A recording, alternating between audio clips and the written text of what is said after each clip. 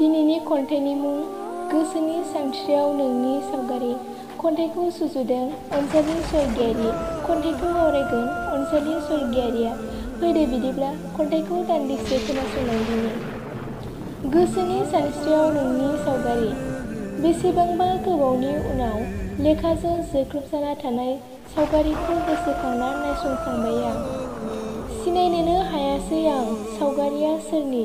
जानांगौ आंनि मोन्दांथियाव सावगारिया नोंनिनो। नों थांखांनायनि उनाव गासिबखौनो जोथोन लायासै आं। जाय समाव आंनि अननायाबो नोंनि गोनांथि गैलाबा। बे सावगारिखौ सोरनो नायनो दोनगोन साखाथियाव?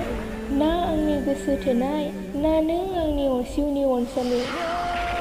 बुङोमोन सानसे अनजालि आंखौ दा बगारलां।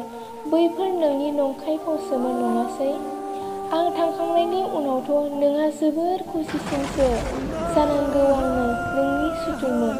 अब्लाबो लामा नायबाय थादोंमोन आं नोंनि SMS कल फैनायखौ। दासिमबो नेना थायो आं। अखा नायस्लाब मोनि SMS खालामोमोन सिखारदो सना सोरांबाय होननाय रावफोरा गोसो सानस्रियाव दाबो गले गले जाखांफैबाय थायो।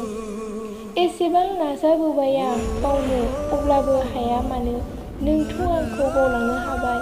आंनिया बे गोसोआसो दाबो बावगारलाङाखै। एसेबां नाजाबाय गोसोखौ बोखायनो आंबो नोंबायदि सानसे सम जायोब्ला मोनगोन होनना। थेवबो मानिया जानांगौ नों आंनि नोजोराव बयनिख्रुइबो साबसिन हामसिनमोन।